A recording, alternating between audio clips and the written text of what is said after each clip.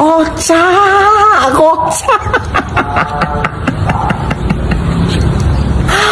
Pemerintah Provinsi Sumatera Utara dapat WTP dari BPK.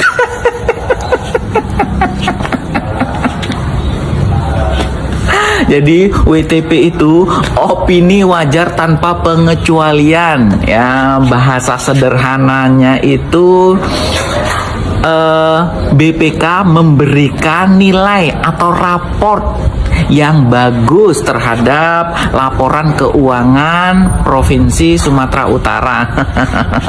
Jadi laporan keuangannya itu wajar, rapi, sesuai aturan, tidak ada kejanggalan yang besar. Intinya baik-baik sajalah laporannya, nggak ada yang mencurigakan. Ya iyalah, nggak mencurigakan. Soalnya yang korupsi orang atas kan. Mau dapat WTP itu bayar ya Pak BPK. Iya kayaknya. Apanya yang wajar laporannya? Oh iya wajar. Wajar kalau korupsi sih. Pak Presiden Prabowo, udahlah, nggak usah ada WTP-an untuk provinsi, kabupaten, kota, percuma. Untuk dapat predikat WTP itu bayar. Buktinya nih Sumut korupsi, ya.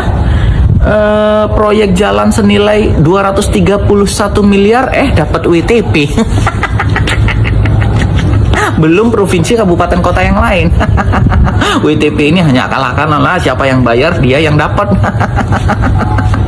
Kocak lah negara ini, kocak. Aduh, ya Allah. Posisi Bobi Nasution saat ini tidak lagi sekedar menjadi bahan perbincangan publik, tapi sudah diambang status hukum yang cukup serius, Tribuners. Rocky Gerung ini menyindir perbedaan cara membaca kasus ini antara lembaga-lembaga yang berbeda. Bila survei masih sebatas berpotensi, begitu ya, maka secara intelijen menurut Rocky Gerung ini sudah ada kesimpulan yang lebih tajam, yang mana menurut lembaga survei berpotensi tersangka, tapi kalau lembaga intelijen sudah pasti akan menjadi tersangka.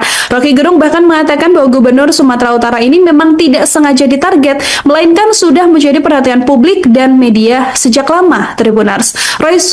Rocky Gerung ini juga menyinggung kemungkinan bahwa setelah Bobi bisa jadi anggota keluarga Solo atau anggota keluarga Pak Jokowi lain juga akan terseret, tergantung pada sikap pemimpin berikutnya. Ya, KPK mengatakan belum ada rencana untuk melakukan pemanggilan terhadap Gubernur Sumatera Utara Bobi Nasution, tapi tidak menutup kemungkinan kalau nantinya ditemukan ada aliran dana yang diduga masuk ke Bobi Nasution, maka akan ada pemanggilan untuk mantu Presiden ke-7 Joko Widodo.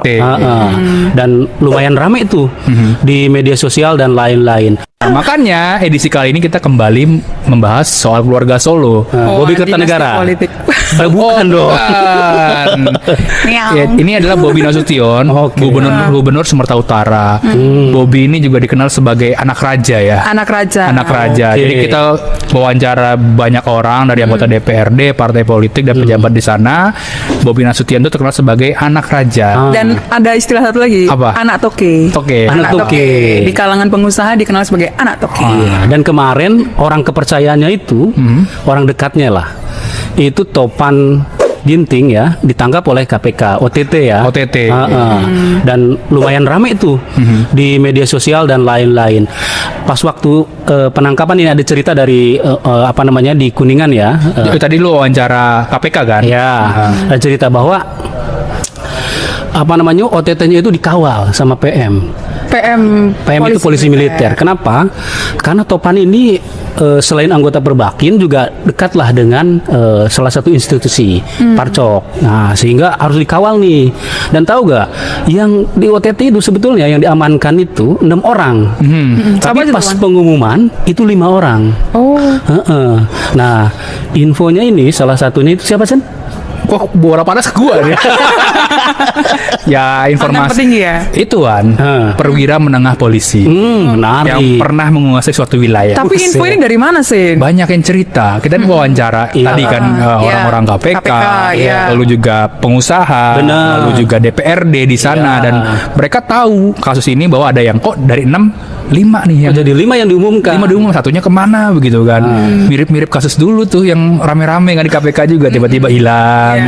Tiba bilang satu diskon ini jangan-jangan nih diskon. Nah, ini kan menunjukkan betapa spesialnya. Saya sedang ada di kota Melbourne, baru selesai sidang di Supreme Court of Victoria, Australia. Hari ini saya akan memberikan sedikit komentar atas berjalannya proses pemeriksaan Roy Suryo sebagai tersangka di Kepolisian Republik Indonesia. Akhirnya, saya memutuskan untuk menjadi bagian kuasa hukum dalam kasus tersebut. Bukan hanya saya meyakini ada indikasi kriminalisasi dalam penanganan kasus itu, tetapi yang jauh lebih penting adalah bagaimana kita kemudian melihat kasus ini secara lebih substantif. Ini bukan hanya persoalan pidana, sebagaimana pasal-pasal yang dituduhkan. Lebih mendasar dari itu, ini adalah persoalan konstitusionalitas, bagaimana penegakan hukum harus merdeka dari berbagai kepentingan termasuk intervensi kekuasaan. Di negara sebagaimana Australia, alhamdulillah saya punya izin praktek bukan hanya di Indonesia, tapi di Australia, sehingga bisa membandingkan penegakan hukum di dua negara. Di negara yang lebih demokratis sebagaimana Australia, kemandirian, kemerdekaan, kekuasaan kehakiman adalah prinsip yang dijaga dengan sangat teguh. Di negara yang lebih tidak demokratis, sebagaimana negara Konoha misalnya, persoalan kemandirian dan kemerdekaan kekuasaan kehakiman ini adalah hal yang sekarang sangat banyak dilanggar. Dan saya berpendapat, persoalan tersangkanya Roy Suryo dan kawan-kawan bukan semata masalah ijazah palsu mantan Presiden Jokowi atau hanya pidana. Lebih mendasar dari itu adalah isu konstitusionalitas yang harus sama-sama kita hormati jika ingin menjadi bangsa yang besar. Saya memutuskan menjadi kuasa hukum karena ingin menegaskan tidak boleh ada penggunaan kekuasaan yang kemudian membungkam sikap kritis dari orang-orang bahkan jika berhadapan dengan mantan presiden sekalipun. Karena itu, saya memutuskan untuk menambah perspektif hukum tata negara, bidang yang saya geluti, politik hukum, bagaimana kemudian relasi kekuasaan dengan hukum, tanpa kemudian mengenyampingkan isu-isu hukum pidananya. Tata negara dan politik penegakan hukum adalah perspektif yang harus diletakkan sebagai fondasi dasar pada saat kita melihat dan menganalisis masalah ini. Karena apa? Karena mantan Presiden Jokowi telah menunjukkan bagaimana beliau merusak tatanan demokrasi, terutama di masa-masa akhir jabatannya. Cawe-cawe dalam Pilpres 2024, kemudian adanya putusan 90 yang menjadikan Gibran memenuhi syarat sebagai calon wakil presiden adalah bentuk-bentuk pelanggaran konstitusi yang sekarang berlanjut dengan mentersangkakan warga negara yang bersikap kritis terkait dugaan ijazah palsunya. Karena itu, saya merasa wajib melakukan langkah advokasi hukum untuk menegaskan tidak boleh penggunaan kekuasaan atau siapapun yang merasa berkuasa menentukan arah penegakan hukum. Terlebih hukum pidana, hukum yang bisa membuat orang dipenjarakan, hukum yang bisa membatasi hak asasi manusia. Dalam konteks itu, penggunaan hukum pidana adalah alat intimidasi yang harus dilawan. Tidak boleh siapapun, termasuk mantan presiden sekalipun, melaporkan orang yang ingin membuka kebenaran dokumen publik, dalam hal ini ijazahnya, kepada khalayak. Justru seharusnya yang sudah lama kita tunggu-tunggu, mantan Presiden Jokowi harusnya dengan gentleman menunjukkan keaslian ijazahnya.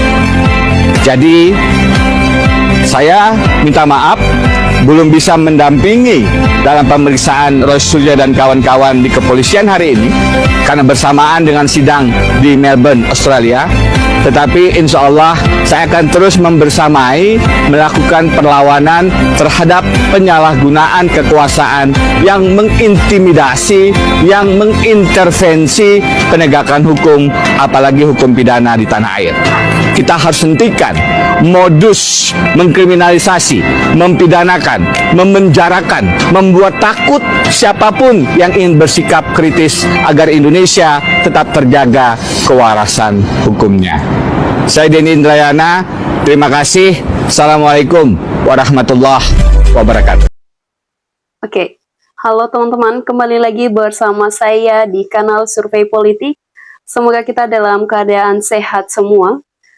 Nah, teman-teman, kita sudah menyaksikan sebuah cuplikan video yang sedang hangat dibicarakan di era politik di negara kita.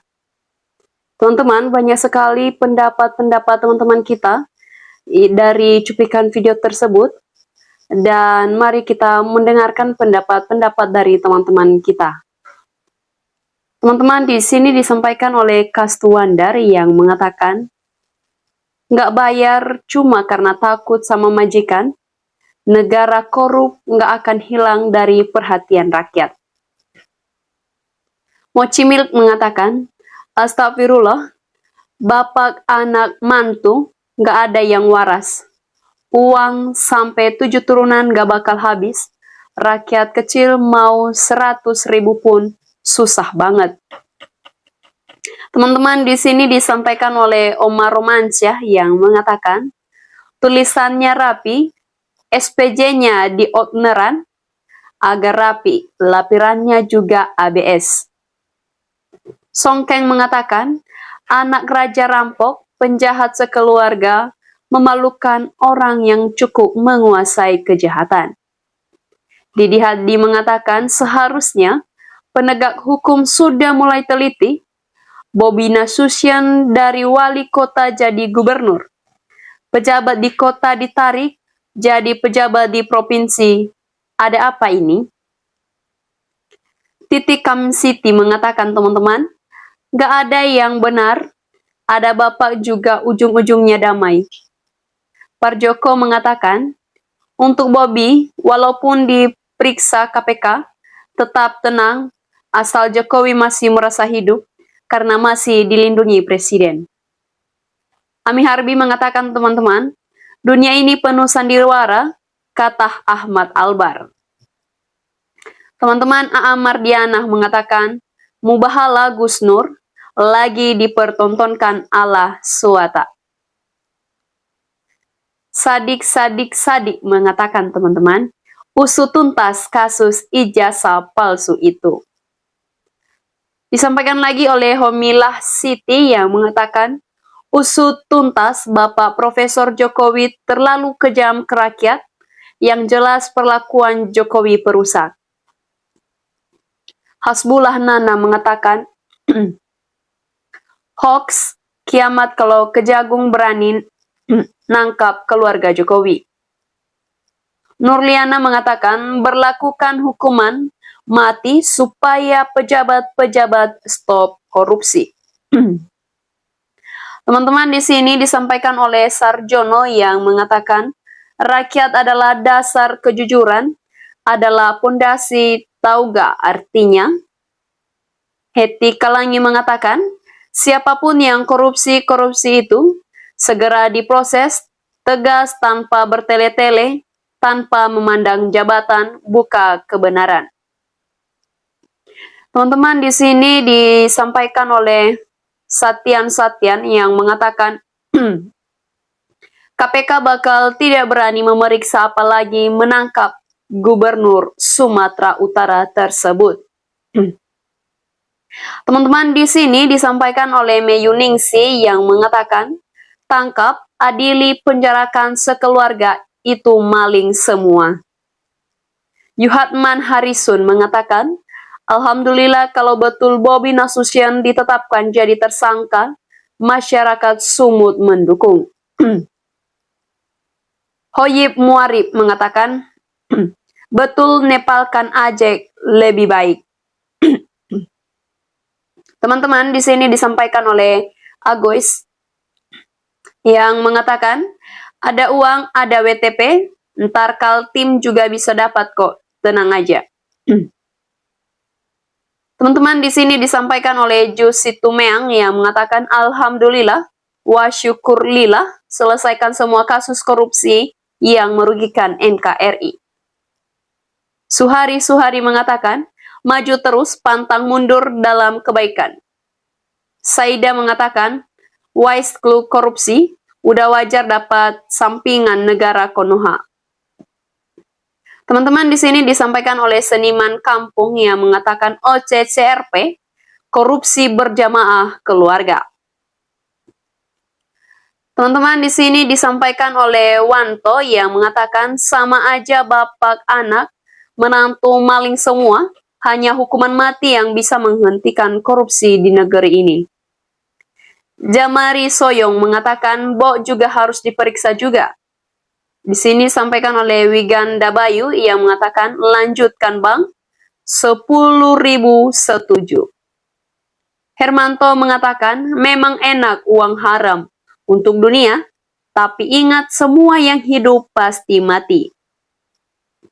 Teman-teman, di sini disampaikan oleh Nur Evi yang mengatakan good sekalian tangkapin pendukung Jokowi yang lainnya.